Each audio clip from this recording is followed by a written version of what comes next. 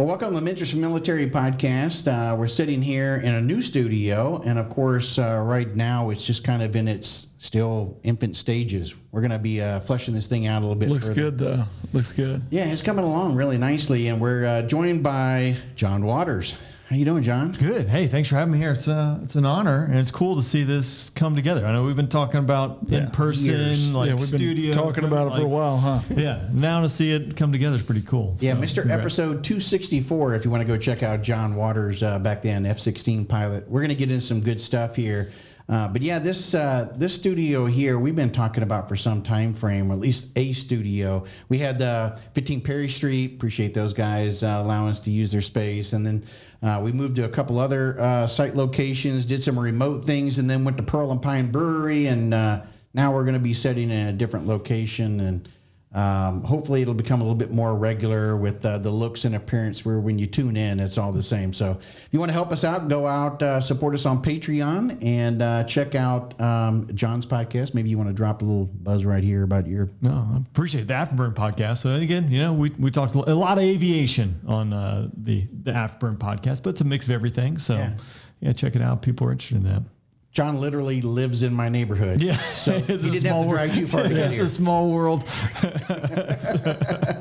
So I want to get into, speaking of aircraft, we talked about that's kind of your background, but you put something out on Instagram, January 5th. And I want to talk about it, or we want to talk about it from a more realistic or what's going on at the moment. And that's about China. China really just came out. Now, there's this information came out about 2 weeks ago, but does that mean, or at least January 5th, but does it mean that the world just discovered this information, or what's going on there? Well, so, all this is open source that we're deriving this information from. There's obviously a whole back end of classified stuff, which we won't talk about. But really, it was into December. Mao's 130th birthday, the CCP pumped out 3 new planes, put them out there to go fly, one of which being a drone, and it's built upon. So in the past few weeks, really the past month, so December, they unveiled the J-35, which people say that looks very similar to the F-35, and I think it does. I'm not saying it's the exact same copy there, but they also, a few weeks later, unveiled what's being called the JH-36. So J is the fighter designator for China, H being the bomber. And, the nickname that's being thrown around, at least in the West, is the Timu Dorito, because it looked like a triangle and a Dorito flying around. But this plane, it went flying. It was the first one to go flying on this day. And all this is coming from social media, where people saw this plane do an overflight, recorded it, and pumped it out to the world. It was being chased by a J-20, which had 2 seats, which is something the Chinese, that's their first 5th generation stealth fighter. Looks much like an F-22. That first got unveiled a few years ago. It was announced almost a decade ago, and now it's in full-scale production. But the 2-seat variant was a new addition, and that plane actually chased what's being called the JH-36. Then a couple hours later, or at some period later that same day, they also unveiled what's being called the J-50, and that looks more like a fighter. It's tailless / also looks like it could have a tail. We can dig into all this and why, but they also unveiled their largest amphibious ship. I think the designator is like 76. And again, I'm not a Navy guy, but being able to operate new drones, as well as potentially, if they have like a J-35 variant, much like the F-35B, the Marine Corps variant of like the jump jet, potentially maybe could operate that off that platform. So there's a lot going on in China. Obviously they're ramping up, and they've been ramping up, and they had this big unveil of all this new tech really in the last month and a half out in front of the world. The Zhuhai Air Show happens in December, and it seems like a lot of stuff happens around the Zhuhai Air Show. So why broadcast it? Show of force, essentially, or just say, hey, look at us? Or what is the why here for China? Why wouldn't they want to keep that kind of closer to the chest? The one piece that might be like the Sputnik moment, and I stole that from my buddy Paco, who has the Merge newsletter, and I encourage everyone to check that out. A lot of great information out there. But combat collaborative aircraft, so like drone wingmen, that ultimately will end up being the future. So imagine you're an F-35 pilot or F-22 pilot. Maybe you're accompanied with 2, 6, 8 drone wingmen that have sensors, that have missiles, integrated with AI, sensor fusion, all talking, working together to go out there and fight. So in theory, it's been announced that they're working on it and potentially it'll be operational in 2025. That's what the Chinese are claiming. But why would the Chinese do this? I mean, I think for a slew of reasons why, but ultimately, like, they do want to unveil some of the things and show what they're capable of and potentially capable of. We announced the B-21 Raider, and then shortly thereafter announcing it, it took flight. A little bit different than, I think, like the F-117 days, right, where the plane is around for A while. and then it gets utilized in a conflict for the first time, and now it's unveiled. So, I mean, who knows why they're doing it, but I mean, a show of force and what they're capable of, gaining notoriety or prestige on the world stage. I think that's really important. China's marching towards their 2049 plan of, returning to greatness. They call the last, 150 years, or, in 1949, the CCP made a decision to rejuvenate China and become back to its original glory days and great power. So I think this is all part of the plan. This is marching along. Modernizing the military is one key facet of this and is critical for the 2049 plan. So What is that? What is that again? What is the plan? I mean, the 2049, what does that describe it when they say get back to? Get back to what? So China's obviously been around for a long time. Sure. And at one point, world superpower and preeminent, power in the world. And then lots of invasions, setbacks, opium wars, where they basically, everything was just kind of eroded away. Their power was eroded away. And in 1949, I think the CCP bought into this idea that they would, over the next 100 years, march back towards greatness and the great rejuvenation of China. Lots of facets that go into that. And now with Xi Jinping kind of road mapping this out in the last 15 years to really get to the point where China by 2049 will be the world power in the sense of they can shape everything economically, strategically to fit China's wants and needs. And you see them obviously heavily influenced in Africa, moving across the world, where the U.S., I think if we look back the last 50 years after World War II, if a country is developing or at risk of falling, into the hands of leaders that we don't necessarily think are aligned with our values, well, now China can step in there and do that. And they've done this with investments throughout all these regions in Africa, Europe. Big financial investments in South America as well, like Panama Canal, the whole thing. It gives them Brazil, I think. Right. Yeah. I mean, as any nation who does that, if it's the United States or China, when you're doing those type of moves, that's a strategic move that gives you access and power to ensure that your needs and desires, when you need country X, Y, or Z to export, do something, you're able to do that. And China is no different. And now they're stepping up their game to be that power in the world. So it aligns with CCP's values, socially, economically, strategic, power-wise, et cetera. And again, you mentioned it's on every continent. See, with BRICS countries, I can't remember if it's Argentina or Chile. I don't want to mix these two up. But it popped up about 6 months ago that they're either going to buy the JF-17, which is a joint venture between China and Pakistan, fourth generation fighter, or the F-16. And I think Argentina's getting Denmark's old F-16s, which will be upgraded. But again, those are power. China has become a big military exporter and pumping, just like the United States has done. So people get all spun up. It's the exact same thing, producing and exporting military. Well, it scares people when it's not you providing it. You know what I mean? 100%. Yeah. Well, but the other thing too, though, is I think it was a while back.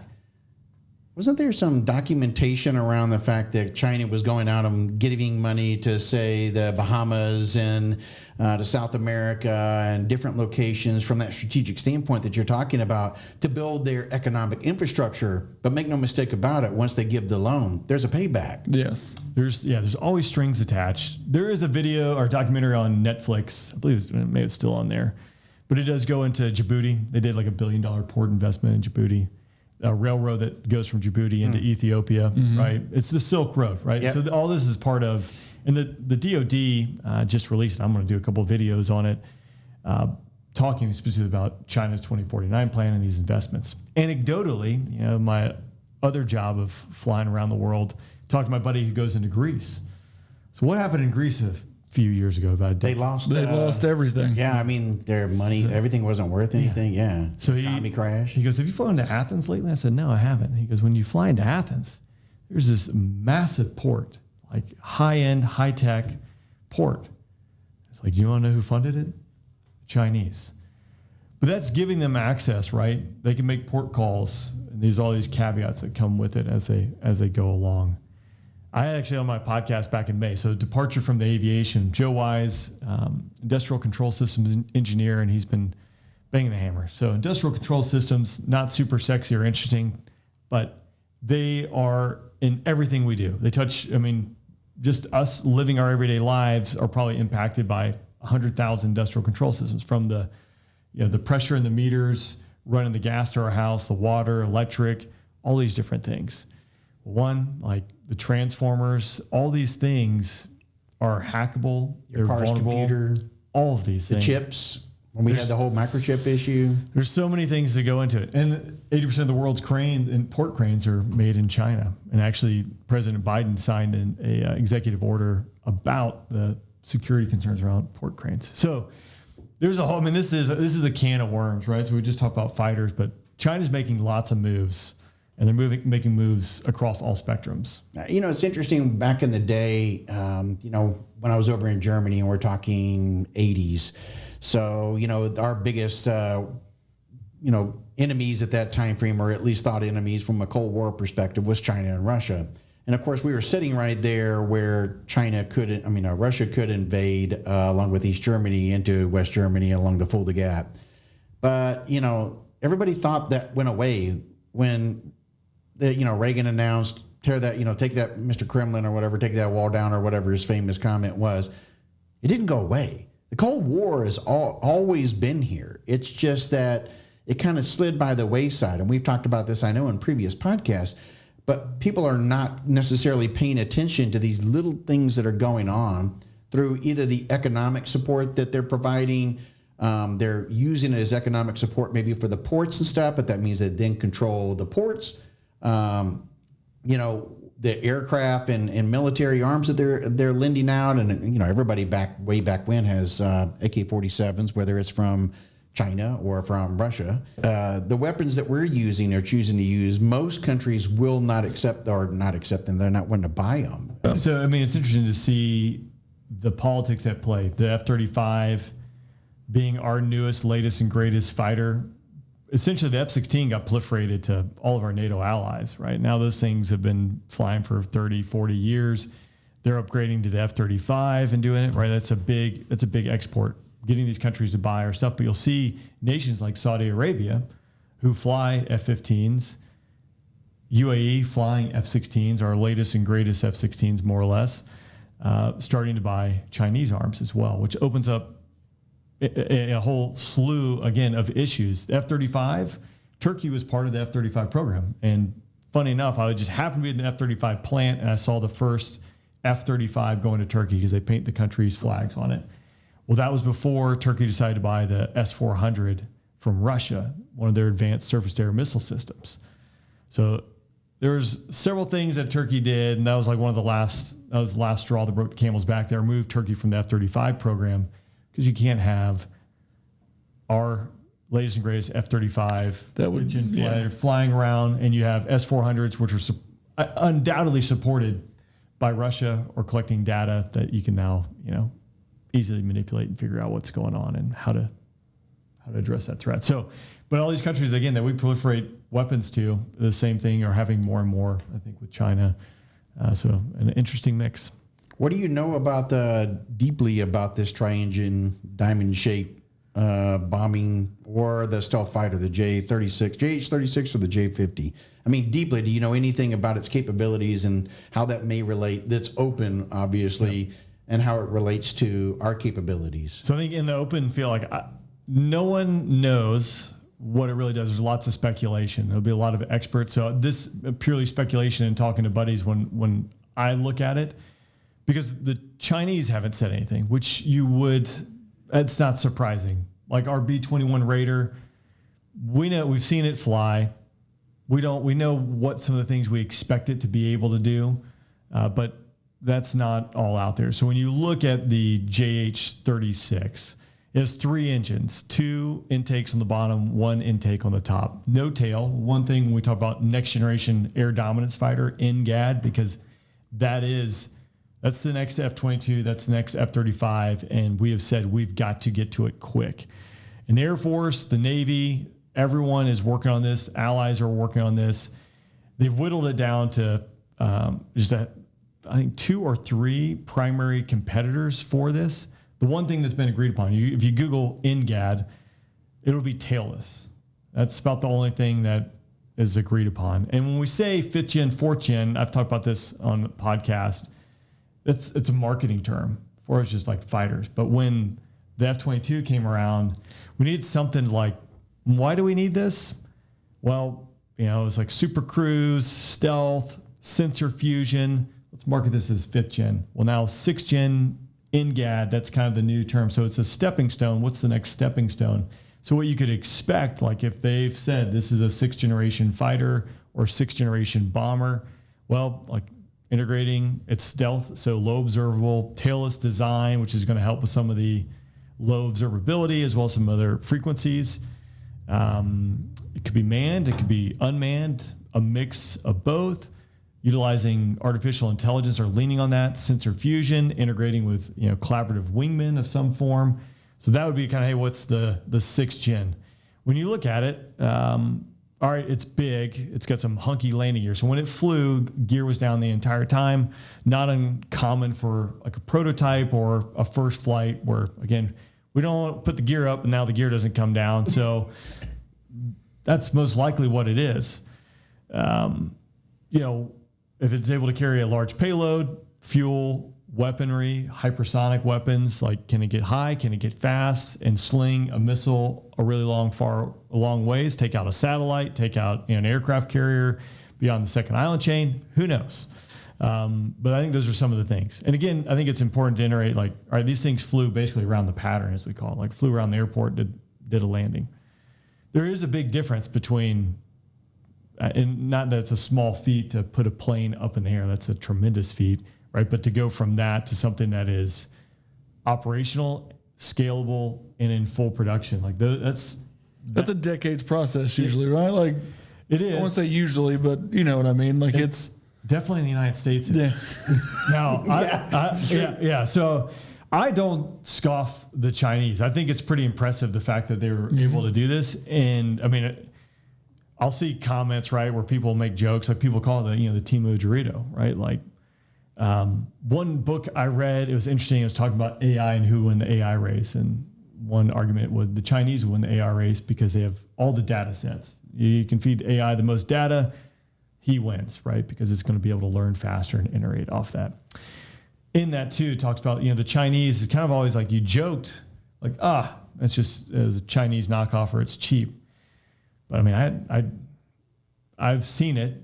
They produce some good stuff, and now they've had opportunities to iterate and learn over and over again. Like, keep scoffing them if you want and make jokes, but again, it's pretty impressive, and you can see like they're going after it by pumping all these different platforms out. I think that's my humble take. Well, I mean, when you look at like Russia or China, Russia may be a little bit different, but China puts a lot of emphasis into their military in different facets, like what we're talking about right here. The U.S., every time a chart comes out and starts looking at government spending, the first place they want to cut is the defense budget. That's where they want to go after. Yep. Yet the defense budget is one of the smaller ones, I think, when you look at the full pie. So I don't quite understand why we always go in that direction. I think it's always that, we're always going to be seeking peace.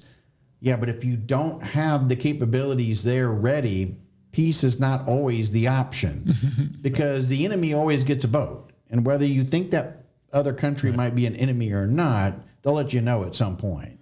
Yeah, and China, I mean, again, it goes back to where does the United States want to be? What do we want to do in the world? What is important to us?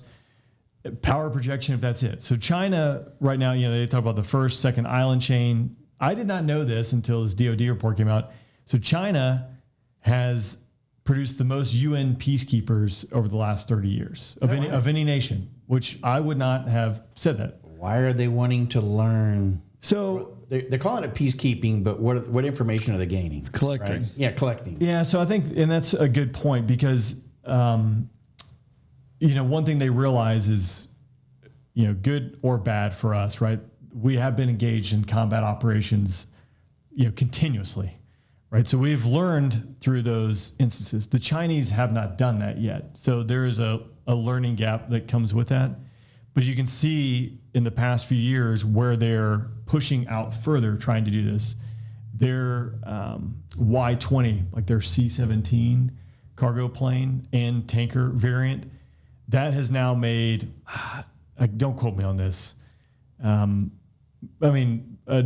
or 3 dozen trips outside of the country, especially during COVID with humanitarian disaster relief. They pumped their drones out for humanitarian disaster relief. So they're pushing further and they're doing more with their stuff, where it used to be more or less just a defense of the nation, within the bounds, right? Defend the invaders from coming in. Now you're seeing more of that power projection, strategic kind of growth as, not only the economic piece, right? But they have a base in Djibouti, which is their first base. They've done operations for anti-piracy, just like we're doing in and around that region, a bunch of nations. So, there's a lot going on. And then It sounds familiar, except for they're not trying to fight the spread of communism. It sounds like they're just trying to but we did the same thing in the 50s and 60s. We went, Right. we went to Europe, stayed in Europe, went to the South Pacific, stayed in the South Pacific, went to Africa, still there. It's ideologies, right? Like, Yeah. I love capitalism. I think it's great. I don't think communism is that great. But that is part, again, the 2049 plan, right? Is like to push out the CCP's views and stances. And, so this is now where you have 2 opposing ideologies that are vying for resources and power, right? Yeah. Yeah. What happened in Afghanistan, even though we were there for 20 years, I think it was China that came in there right after us and bought a lot of the mines and everything else. And that's how, we now have a lot of these lithium batteries is through what they purchased. That process. It's funny, not to keep dropping, but I just had Ibrahim Eshit on my podcast. He was the director of Hollywood Gate.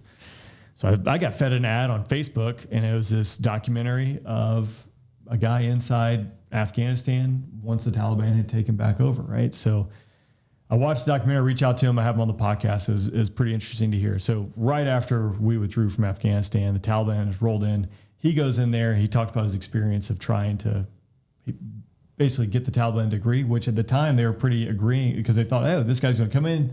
We're going to show the world Taliban 2.0. But the parade, everyone remembers the parade at 1 year down Bagram. The Taliban Secret Service comes in and says, we need to see all your footage now. And he goes, well, let me film the parade and then I'll come to you tomorrow and give you. He's like, I left the parade and jumped on a flight and got out of there because I knew it was up.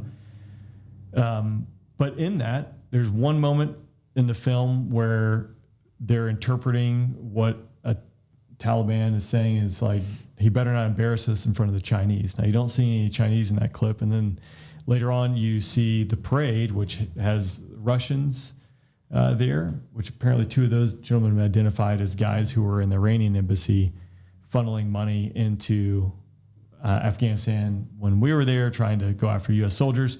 And then you see the Chinese there as well. So it's interesting how it's all woven together. But yeah, the Chinese, absolutely right. Like there's a power vacuum, right? Yeah. Go. We do the same thing. So right around that same time frame, wasn't there a lot of video and photo clips and everything of China and Russia, the leaders getting together and having one location or the other, these what looked like some kind of meeting or convention with leaders. And then, of course, the two country leaders shaking hands and at least looking like they're BFFs. Mm-hmm. That happened quite often, not long after the war as well. Well, at least over the span of the last 5 years. Well, yeah, because 4.5 years. Putin. I don't know when the International Criminal Court put out a warrant for his arrest, right? But he didn't leave Russia. Probably not because that wasn't the reason, right? But until he went to North Korea, and then him and Xi Jinping met a few times back and forth, right? Obviously, he's feeling the sanctions and probably needs parts and pieces as we see, North Koreans on the front lines of Ukraine and bolts going that way. What does he give North Korea in return? That's the question.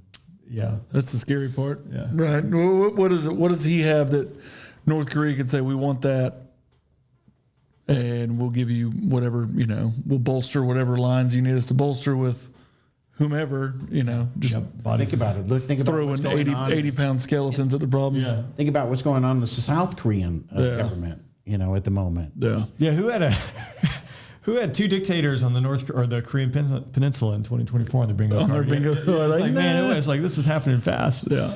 Yeah.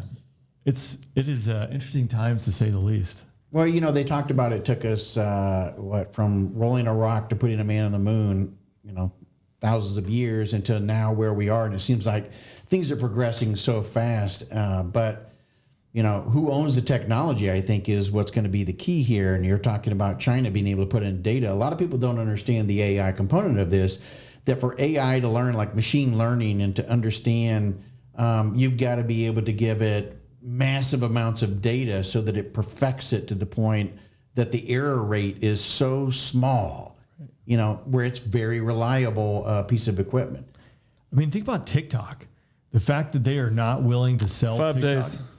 Yeah, so I mean, and 5 days. That's it, right? Unless There's talk about a sell of it, right? And they're which is Chinese, unless something's changed, they said they would not sell it. yeah. Oh, They rather protect. They're did you generating not see the latest thing? Did some change this Yeah, fast? so they now went to, supposedly they went to Elon Musk and asked Elon Musk to own the U.S. Aspect of TikTok. Interesting. Now, but that was the Chinese government, of which TikTok is saying, this is just nothing but rumor. But wait, I thought Chinese government had nothing to do with TikTok. Right. That's where they're getting all their information for their AI. It's strange how that all It's works. the quiet part out loud. I can't imagine Elon.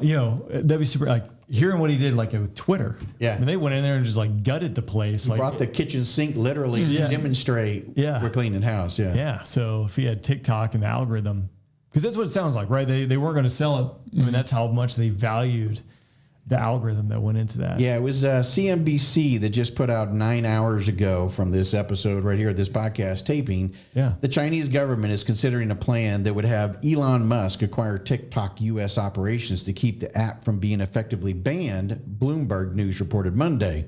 The contingency plan is one of several options China is exploring as the U.S. Supreme Court determines whether to uphold a law that calls for China-based ByteDance to divest TikTok's U.S. business by January 19th. The report said, citing anonymous sources. After that deadline, third-party internet services providers would be penalized for supporting TikTok's operations in the country. Under the plan, Musk would oversee both X, which he currently owns, and TikTok's U.S. business, Bloomberg said. However, Chinese government officials haven't yet decided on whether it would proceed, the report said, noting the plan is still preliminary. A TikTok spokesperson said in an email to CNBC, "We can't be expected to comment on pure fiction." Oh. So I don't know what's going on there, but it certainly falls in line with everything we're talking about, how China is now starting to show different levels of dominance, wanting to get more within the U.S. People who didn't think that China had any part of TikTok, they said, no, just because they had to, every company has to sign an agreement where I think the Chinese government owns 1%, which means Right. they own every piece, or some portion of it.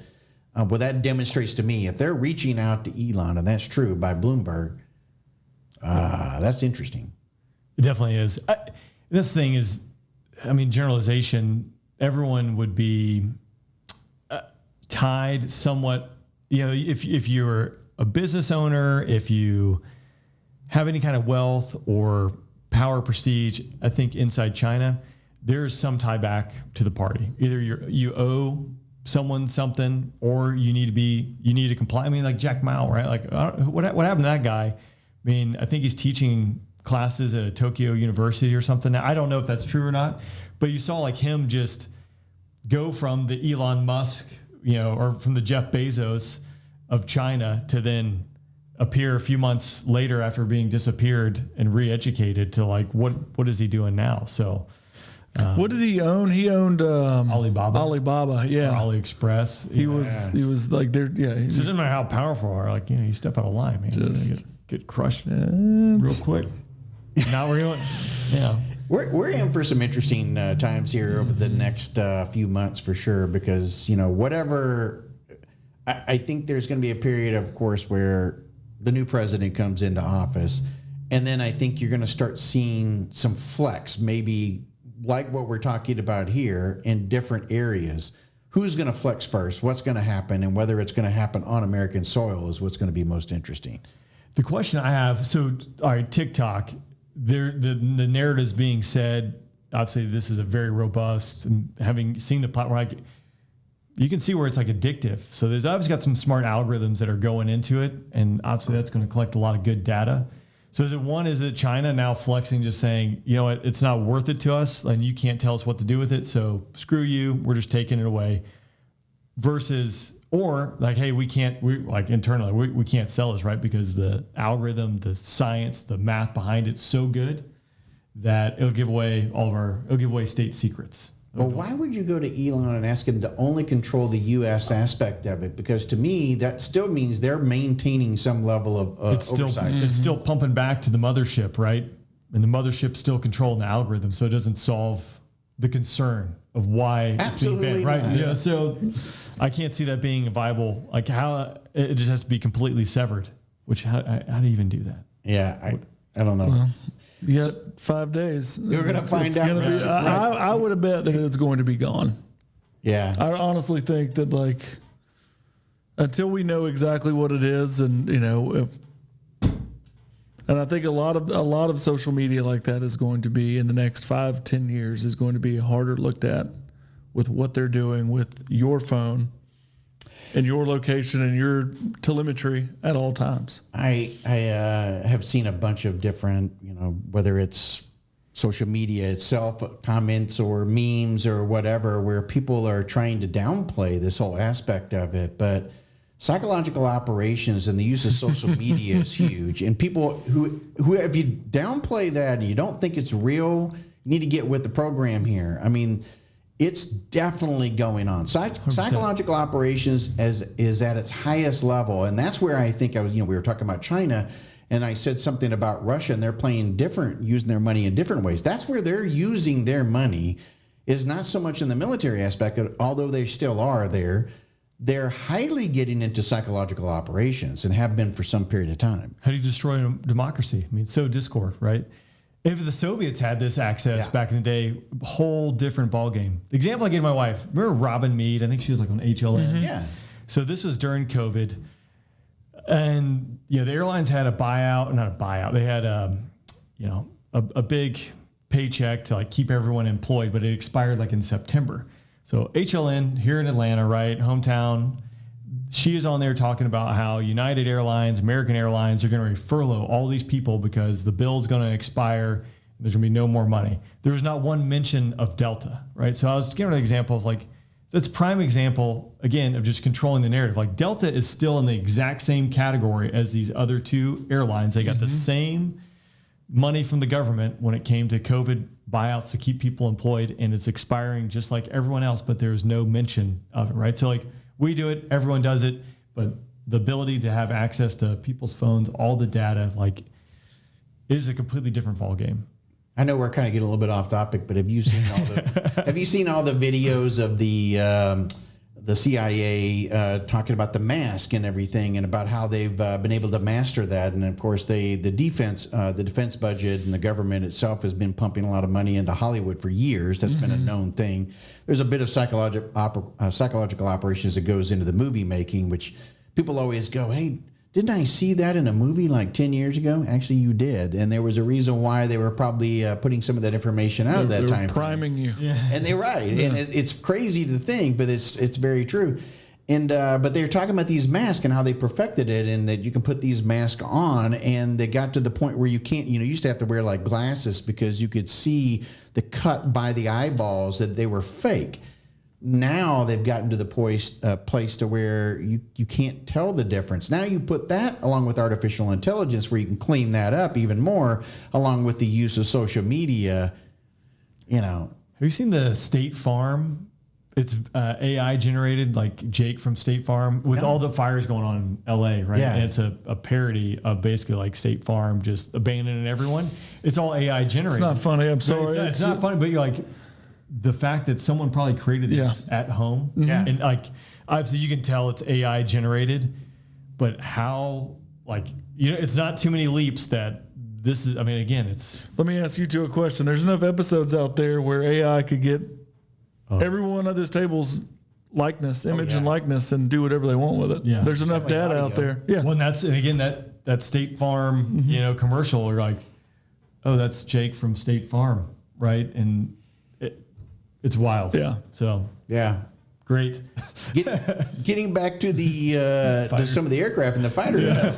So I mean, like we had the balloons that went over. I think now they've admitted that those were Chinese balloons, and we've confirmed that aspect of it. And they were collecting a few of them, for sure. They were collecting surveillance or information and stuff within those.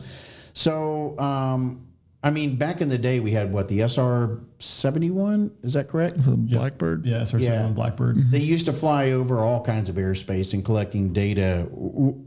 Is that what this KJ-3000 is, or is that? That's actually, it's a airborne early warning control platform. So we have the AWACS right now. Sure. And that's the one with the big dish on top rotating. That's the one that goes up with the 22s. Yep. And you're going to control the air war. It's controlling the airspace. Basically an air traffic control in the skies. 100%. And then it just has the ability to identify, help target, etc. with that. So that's their latest one that they unveiled. There were very far away shots from it, but this would be indigenous. The previous ones are based on like the IL-76, like Russian-based platforms. And that's something to note too, right? The Chinese, I always talk about like engine technology. One thing that we've done really well in the United States is engine technology. And that's been a thorn in the side for many nations. Well, China's had to rely on Russia for its engines for decades. But now they're starting to indigenously produce engines. So many of their fighters that they're currently flying now, they're modern fighters, started off with Russian engines. Some of them still have those in them, and then they're transitioning to Chinese-produced engines, which is again a big technological step. How do they get that technology? What's this two-stage space plane then? Well, that might be relying or referring back to the JH-36, not necessarily going into space, but it could potentially go high up and target satellites. Like edge of space. Yeah, I mean, potentially. Again, it might have a ramjet. That's where the third intake on top. Again, people are speculating, all right, maybe it is a ramjet or scramjet to allow for hypersonic flight. Up into the. Isn't there up in space? I mean, we talk about satellites. There's so many damn satellites, aren't they? Isn't basically a big junk thing floating around up there? And so our Space Force, previously in the Air Force, tracks a lot of that debris. And there again, YouTube, right? Space. I always wonder what they did. To be honest with you, you see, like it's amazing how they're able to track all these objects out there. China. Again, don't quote me on this. Probably in the last 15 years, they shot one of their satellites out there as a demonstration. The Russians have done it, but doing that then throws created a billion pieces of space debris, the size of BBs to, whatever, now zipping around at 15,000 miles an hour. It's amazing you can go up there and not get hit by something. Right. How can a spaceship like Elon's leave, be able to go, fly through, come back, and actually land on it? That was pretty spectacular anyway when it landed. It's incredible. I mean, With the reptile arms. Right, with the arm grabbing it. wild. Yeah. So, I mean, that man is definitely taking us somewhere. I don't know where. He's wanting to go to Mars, for sure. He says interplanetary, we've got to get out of here. Feels that we're going to destroy this. Basically, there's going to be a World War III. Yeah. I'm an Elon fan, but does he feel like the closest we've ever had to a supervillain? It's like, yeah, what, Can we be honest here? yeah, it's like turn whatever. It is, Yeah, like, turn this to bad. He's like one bad move away, somebody screwing him over one more time, and he just loses it, right? And then he has all these capabilities, like Dr. Evil, I guess. I don't know. I think his AI center he put up in Memphis for Gronk. I think it runs Gronk. It's like 120 days. Again, that's another video that came out on YouTube. You're like, because they mentioned, oh, it's going to go to Memphis. It's going to be this huge data center. And I think it powers Gronk, his version of ChatGPT. Mm-hmm. And it's like a matter of 120 days. Like, it's unprecedented. And everything he does is just like, we'll just do that. We'll do it at lightning speed. Mm-hmm. If there's anyone else in the world, like, that's going to take us 15 years. And it's going to be over budget by. All the data, you talk about data centers and stuff, people talk about the cloud and they make it seem as though it's just out there floating in airspace and everything. But we have tons of them around here. Up in Virginia, there's a whole, city basically that's nothing but a farm of these cloud-based buildings. And Those are such. targets of opportunity. DC's already ground zero. Yeah. So then you add, these data centers and capabilities. So does any of these new, how much are we getting into like magnetic bombs or whatever that knock out all pieces of equipment? So I think hypersonic is probably something that a lot of people have heard discussion about, and China has tested a few of them, and there's assessments that they're out in front of us on that. Whether that's true or not, maybe that's one of those we just keep behind the curtain. We've done some open testing of it. So I think hypersonic weapons, that's the next step. Like, I don't know, magnetic rail guns or crazy, like that's probably the stuff that World War III kicks off, and now, assuming we all live through the opening volley, then you'll break out. That's the race, right? Yeah, you'll break out the cool toys. Instead of the race for the hydrogen bomb, it's going to be a race for the outfit rail guns on every naval ship. Like, railgun. What was that movie with Arnold Schwarzenegger back in the day with the railgun? You remember that? Eraser? Yes. The Eraser? Yeah. Oh, yeah. It's like he had a railgun. Like, man, that thing. They had a railgun sniper rifle. Yeah. With like a thermal scope and everything. You see the dude drinking the milk, and you see, We were already seeing Terminator coming real, right? And then the author of that comes out and starts talking about the what was it? The precursor was oh my gosh, what was it? The ones and zeros falling. Matrix. Yeah. Was the Matrix and all of that. And you start thinking about the Matrix and Terminator and where we're headed or what's going on right now. It's pretty wild. Well, it's a warfare changing. We saw like Ukraine. I think that's like the most documented like first person drones view. of the Dragons drones or whatever. It's insane. You print these in your mom's basement, right? And they can mass produce these things. And then you see the drone shows. Some people have posted those on social media, right? And you can just like draw the parallels, or it's like, it's one step to we could militarize this somehow. Yeah, you have a formation of drones flying at you. So we see like the balloons that overflew the United States. All right, well, we're slinging $1 million missiles at it.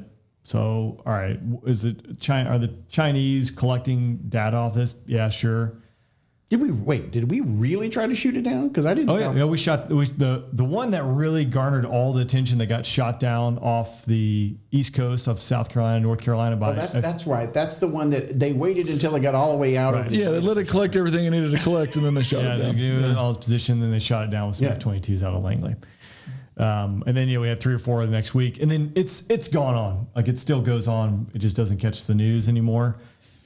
But if you're slinging $1 million missiles, and then we jump over to Yemen, right, and we jump over to Israel with Iran, the Shahed drones coming out of like those Radio Shack drones that are, and it's a cost thing, right? It's taken us, $100,000 per there, $100, to do whatever to thwart whatever they're sending at us. So there's so many different ways you could tackle this, right? Like a war of attrition financially. Drone swarm it and sling all your $1 million missiles at it. And now you're either bankrupt or you can't produce them fast enough. Raytheon, who makes the AIM-120, the AMRAAM, like China or Japan, just got approval last week to purchase 1,200 AIM-120s of the D and the C8 variant, which are like our most advanced variants of the AIM-120, and that's our active radar guided missile that we carry on F-16s, F-22s, F-35s, F-18s, everyone. Like that's our primary radar guided missile. The AIM-9s are IR infrared guided, or not guided, IR missile. So it's going to see that heat coming off the engine of the target you're shooting at. So those are the two that you're predominantly carrying. We're developing other ones. But 18 months ago or so, we decided to 3x the production of those with all the stuff going on in Ukraine and around the world. And then like Japan's now going to buy 1,200 more. You're like, there's a lot of money being pumped into this and a lot of things being stirred up and generated. So I don't know. It's interesting. There's a lot of rabbit holes we can go down. We've gone down a few. There's so much, but what you're bringing up though is that the topic wasn't just to talk about just China, but just all of the weapons, the new weapons of aircraft and everything, but also just all of the nuance and things that are going on. I don't know if you guys are feeling it. It sounds like based on the conversation we all are. Something's going on here. There's a lot of things that are kind of happening all at one time frame where it's hard to kind of keep track of it. It used to be way back in the day, it could be centrally focused. It was just that. And, we better keep an eye on Cuba, or, we better keep an eye on, South America and what's going on in Mexico. Or now it just seems to be, little buzzes that are happening. Maybe a lot of that is the social media world that's allowing real news to happen, like X that's happening more real time. And we're getting information out there. But I'm sure you guys also saw the video of the drones that AI controlled that flew all over, and they can make, shapes and everything else, which are real cool. But that also demonstrates other capabilities as well. 100%. So it goes back to like, well, how advanced do you need to get if, for $100,000, I can launch a drone swarm and it's going to take out all these key infrastructure pieces, takes down your power grid. Well, now what are you going to do? And again, it jumps back to industrial control systems. All right, we spent a lot of money developing the F-22. It is an amazing platform. What are the choke points for that? Well, if I can overpressurize like the fuel pumps at the base and the fuel tanks explode, well, yeah, sure, you can get gas in there eventually, but it's going to create a lot of headaches and temporarily take you down while you can handle, while you can strike, while you can do whatever you need to do. So there's lots of ways to like solve the problem set depending on what problem you're trying to solve. And I think now, just with the connectivity of the world, the technology, how it's evolved, there's more tools available at a lower cost option to more players, which makes it scarier in my opinion, because it used to only be a nation state could do X, Y, or Z. And now maybe it is still required of a nation state, but it's more within reach of a smaller nation or, I don't know. Yeah. So what's the biggest thing you think from your perspective? I'm talking about air aspects of this. So that could be the droids or the different aircraft that we're talking about that we should be really, as Americans, at least concerned about or focusing on. So it depends, right? If we're talking about the United States, these drones that we saw like floating around in New Jersey, things like that. Do we think those are? Were those really the size of like VW Beetles? So again, like I'm going off what social media and what's available. So it doesn't seem like there's a clear cut answer of what it actually was and what came out. But it's not too far fetched to, the United States is a big country. You can hide a lot of stuff. We've had a lot of stuff flowing over the border. Even if it doesn't have to come across the border, you can build it inside here and store it in a warehouse, a building, and go conduct a critical infrastructure attack with low budget technology. Something we've never had to worry about really, other than like, I guess you'd say like a truck bomb or something like that, kind of low tech, localized. Now you can do it at mass and at a larger scale. But then, now if we look at around the world and if you need the ability to power project and do different things in different spots, it is a big globe. We talk about the Pacific, and if the big thing for the DoD is like pivoting to the Pacific. The Air Force is, it's spinning on all wheels trying to figure out how to kind of transform out of 20 years of GWAT and really the Cold War with like these big strategic basing. We're only focused on this spot. Well, now, how do we spread out? Like, how do we spread a fighter squadron out instead of having all of our fighters deploy? Now we'll do agile combat basing. So now we're taking a 4-ship of fighters. We're throwing on this island, an old World War II airfield that we've reinstilled. We'll throw a couple maintainers, POL, the petroleum, oil, and lubricants people for fuel and things like that. Small basing, right? And we can scatter it about and go conduct these ops. But I fly across the Pacific quite a bit. That is a big ocean. Like the tyranny of distance is a real thing. Yeah. So, all right. Well, now we got our KC-46. I don't get on the soap opera of like this. It's a 767. It's our newest tanker. And it's been plagued with problems to get it operational, like in fully. And it's out there doing it, right? But it's taken 20 years to do so. Back that up. It's really now just the KC-135, which has been flying around since the 60s. You have to have tankers, right? Like no one kicks ass without tanker gas. Like that's true, right? An F-35 is only going to fly so far without a tanker. You know, how are we going to do that if we're going to go out there and we're going to do operations across the Pacific? It's going to take 8 hours to get to the fight. We're used to being, maybe it's a 2-hour flight to get to the fight. Maybe it's a 30-minute fight or 30-minute flight to get to the fight. But now we got an entire ocean to cross if we're trying to power project, maintain that. So I think it goes back to like, I think it is happening. It's happening everywhere. We're seeing other nations push their interest out in various regions, and turns out we're still interested in all those spots or have friends in those spots. So we've gotten involved or stayed involved in those regions, and it's stretching thin. It feels like. Yeah, we talked about aircraft, but we haven't even got into like the submarines and everything you were just talking about. I mean, the unmanned submarine that came out that I think Australia wants to purchase, and that thing looks pretty wicked underwater. But I mean, yeah, it's this is going to be like a whole nother era here with the new technologies and the capabilities. I agree with you. You could take either and spend $1 million on an aircraft, or you could spend, like you said, a couple $100,000, where you put you may have gaps in it because there are 100 drones or 1,000 drones that are hooked together. But the capability of those 1,000 drones together, looking like an aircraft, may serve the same purpose and do as much damage as what that aircraft could have done. Yeah, and I am not smart, so someone has probably thought about this in great detail and can say it more eloquently. But like, yeah, think about like how we used to fight wars. Line up, shoulder to shoulder, and we're gonna go march at each other, and we're just gonna start shooting, and then like reload as fast as you can to take out the next wave. Like, look at that, like, man, that is crazy. Are we at that moment, right, where the way we traditionally think of warfare is changing? I think it is evolving. I think drones have shown us and opened eyes to people faster, realizing, hey, warfare is changing. But cyber, space, again, if something kicks off, it might not be kinetic right away. If you can shut down a power grid with a few keystrokes and drain some reservoirs and create chaos inside of a society, like, well, now do you really have to shoot your most eloquent and most exquisite missiles that that you've been developing, or just like let that one stew for a couple of days, and then we can get into kinetic effects if need be. So I think it's changing, but again, I'm not a scholar. I think he's saying in 100 years, the ground combat is going to be old news.